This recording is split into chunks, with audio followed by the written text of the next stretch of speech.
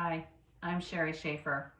You might know me as the Wig Coach or My Wig Coach. I go by both. On Instagram, the Wig Coach. On Facebook, My Wig Coach. My salon here behind me is Alternative Hair. So I'm a hairstylist with alopecia areata. I have lost my hair and regrown it 3 times now. The last year or so, I've had pretty much a full head of hair and it's going again. So today will be the 4th time I've shaved my hair off. So I wanted to share it with you, totally unscripted. I don't know if I'm gonna cry, laugh, who knows, but this is me. And all of my clients, pretty much almost all of them, know what it's like to lose hair, whether it's a small amount, medium, all of it, whatever. It can be a roller coaster, especially if you have alopecia areata. So here I am, ready to shave. So this is, just in case you're wondering which wig this is, it's Raquel Welch's Simmer Elite in color Shadow Shade Iced Pumpkin Spice RL2933SS. Simmer Elite. Great style, synthetic, all hand knotted. Shadow shades means it's got a bit of a dark root. Wonderful lace front, looks really natural. So I'm going to take it off and you're going to see what I've been looking at the last 3 weeks or so. It's gotten fairly bad. So when I take it off, besides aging about 10 years, you can see the spots that are very characteristic of alopecia areata. Sometimes they have a peach cast to them. This one has about tripled in size in the last 2 weeks. I've got some pretty good sized ones in the back. I haven't looked back there lately, but I have not done an intro video to introduce myself to all of you on Instagram and Facebook, and it's time that I did. So today my objective is not only to share this with women that are losing their hair so they know they're not alone, but also to give you a little bit of background about me. So I'm going to start cutting and then I'm going to shave, and then while I'm doing that I'm going to be talking, because that's how hairdressers work, right? We cut and talk at the same time. That's how we do our best talking and our best work. So I'm going to start with this scissor right here. And here we go. Oh, before I do, I want to show you my cool t-shirt. Check it out. It says Alopecia. This is from the self-care clothing company in, I believe, Pittsburgh, New York. That's where they're located. I just got it and I love it. They specialize in tattoo art, and it's pretty cool with the alopecia in there. So I thought that would be the perfect thing to wear today because I'm an alopecia. Sounds like an alien from a strange planet, doesn't it? All right, so I'm gonna cut and then shave. So I have been a hairdresser right out of high school when I won a contest that the local beauty, oh, this is hard, seeing it in the camera instead of a mirror, when the local beauty school had a contest where you write in 100 words or less why you wanted to be a hairstylist for men and women. And I was always good in English, and I always loved cutting family members' hair, so I entered the contest and in exactly 99 words said why I wanted to be a hairstylist, and I won, which was pretty cool. I hadn't really won much in my life before that, so I got to go to beauty school for free. All I had to do was pay for my kit, which back then was 125 bucks. So went to beauty school, was an A student, and that launched my beauty career.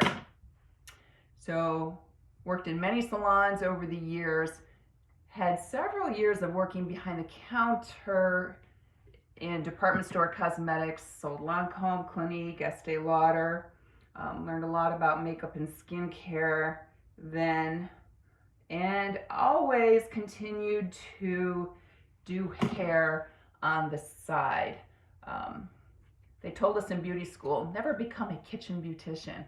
But I gotta tell you, there were times when that $20 or $30 I made cutting hair in my kitchen meant a meal for my kids. So because I was divorced for quite a while and struggled economically. So, and I love doing hair, just always loved it.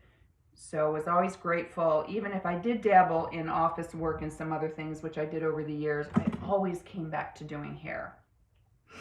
So, excuse me, I'm not crying, but my nose is running for some reason. So this is really going to expose how many bare spots I do have. So let me grab a tissue.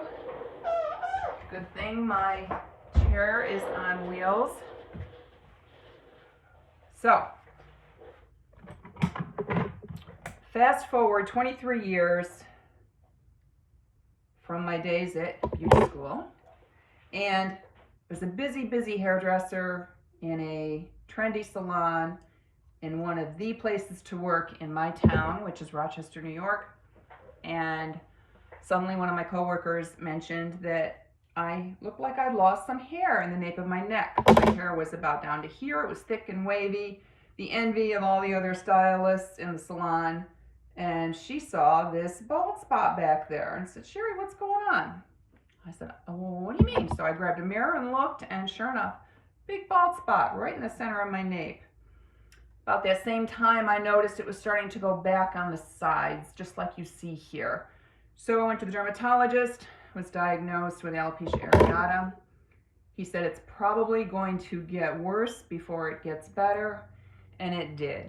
Within about 3 months, I had lost all of my scalp hair, all of my eyebrows, lashes, most of my body hair, and that was hard. I would drive to work every day to do everybody else's hair as my own was falling out. So at some point, I think it was about 2 months, New Year's Eve, 1999, I took a glass of wine, went in the bathroom, and did exactly what I'm doing right now.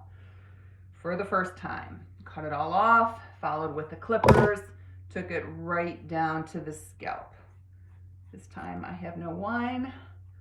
23 years or so later, now 21 years I've had alopecia. It's a little easier for me to do this, although still not great fun, believe me. But in a way, it will feel better. I know it will. Because there's nothing worse than picking hair up off your clothing all day, every day, and out of your food, and out of your refrigerator, and it gets everywhere. So believe it or not, this is gonna feel good when I'm done. So my hair grew back after that first episode of loss. About a 1.5 years later, I tried many things, acupuncture, cleaned up my diet, went to an Ayurvedic practitioner, acupuncture. Did I mention acupuncture? Lots of things, and who knows? Alopecia areata comes and goes at will. I don't know if anything I did helped or not, but it grew back. Then about 2 years later, a very good friend developed breast cancer and needed a wig, and knew that I had some great wigs from the first time I lost my hair. I had been fortunate enough to find a company whose catalog I picked up at a hair show in New York City one year and just held on to for some reason, and found that when I first lost my hair. Started ordering wigs from them and loved them, and she did too. So she remembered I had these great wigs. So she bought them from me. We had a great time. I hooked her up with, I think, 3 styles and different colors, and we just really enjoyed it. So then shortly after that, my hair loss started. Now I was still doing hair at this point. I wasn't into the wig business at all. Then I lost it a second time. It went much more slowly that time, but most of it went enough that I decided to cut it off and start wearing wigs again. And that went pretty well. But somewhere right after that, I decided, I should say I felt called, because I did. I felt called to help other women that were losing their hair to get wigs, because I enjoyed it so much with my girlfriend. Then I thought, you know what? Every woman should have a girlfriend helping them get great wigs. Now I can't be everybody's girlfriend, but I can sure help them get great wigs. And because I'm just down to earth and no pretense. It's easy for me to relate to people and they can relate to me, so I decided to start a wig business. I actually did it as a nonprofit the first 3 years because, again, I felt called to, and that worked out very well. And then I turned it into a business and started selling wigs. So here we are today. I've been in the wig and hairpiece or topper business for 18 years. And somewhere in that time, after the second bout of major loss, my hair grew back. Then I had it for 6 years and it was great. It grew long and thick again. Of course, that was before menopause too. No grays. It was wonderful. So then it started to go again for the third time. And then I was in wigs the longest then, I think about 8 years. And then it started to come back. It came back fully right before the pandemic started. I want to say January of 2020. And for most of 2020, I had a good amount of hair. It was really wonderful. And then for whatever reason, well, I know, I do what a psychiatrist once told one of my clients with alopecia. I cry with my hair. I put on a good, not even a good front, because I feel like I'm coping with the stress in my life, and I am. I run a business. I have a house, a yard, landscaping, a child, 2 adult children, well, 3. My youngest is older now too. So I'm a busy person. And I'm not super emotional, but I had a lot of loss in 2021, and I think I cried with my hair, and hence started to lose it again. Boy, get all that colored stuff off, and you see how dark it is in amongst the white strands.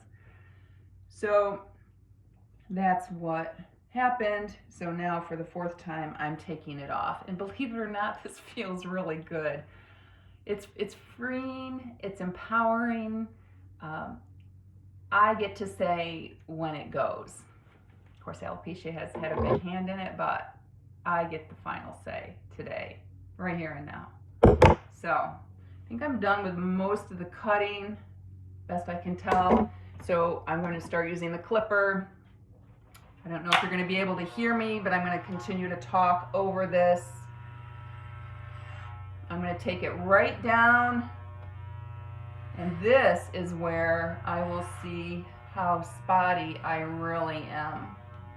Now my chemo patients, I've helped probably about 2,000 women over the 18 years I've been in this business. Many chemo patients, many with alopecia areata, many with hereditary hair loss, and many with hair loss from other sources. But my chemo patients, because their scalp is sensitive anyway, I usually don't recommend shaving for them. I recommend cutting it just about that close, about a finger width, which is about a 1/2 inch or so from the head, because stubble is very coarse and stiff, and your wig can push it around, your pillow can push it around at night, and it can be very uncomfortable. So my scalp is not tender or sore at the moment. It was the other day back here where I know I have a big spot. I haven't looked at it in weeks, but I can feel it. So stubble doesn't bother me. And if it did, I'd probably just shave it with a razor. Well, look at that, right front and center. Isn't that just peachy? Eeny, meeny, miny, mo. Oh, well, it is what it is, right? Now this looks pretty red to me. Alopecia areata is an inflammatory condition that about 2% of the population has. So that's why occasionally there's tenderness with it. But as I say, for me, for the most part, there is not. It's an autoimmune condition whereby the follicles, the hair follicles, are actually miniaturized, and they pinch off the hair. And at any point, the follicles could reverse, and the follicle could produce hair again. So it's just sort of a wait and see what happens. I've tried scalp injections. I've tried an aromatherapy protocol, which I actually like, and now that I'll be shaved, I will start that again. I will be sharing the formula for that on my Instagram account, which is the.wig.coach. And that aromatherapy protocol utilizes 4 essential oils and 2 carrier oils, and it has been tested by the not New England Journal of Medicine. Now I'm forgetting, but the dermatological version of that. And it was used in a double-blind controlled study, and it was shown to actually grow hair in a number of people with alopecia areata. And I have used it twice in my now 4 bouts of hair loss, and I have grown hair within a year of using it. So I'm going to be trying it again. It's got kind of a strong smell, but it's okay. It's very medicinal. So, believe it or not, that actually, as I say, feels better.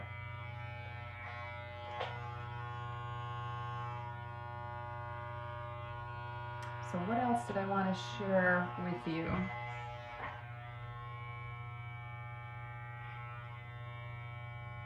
At My Wig Coach, I have all types of wigs and toppers, synthetic fiber, human hair, and blends, which are a combination of synthetic fiber and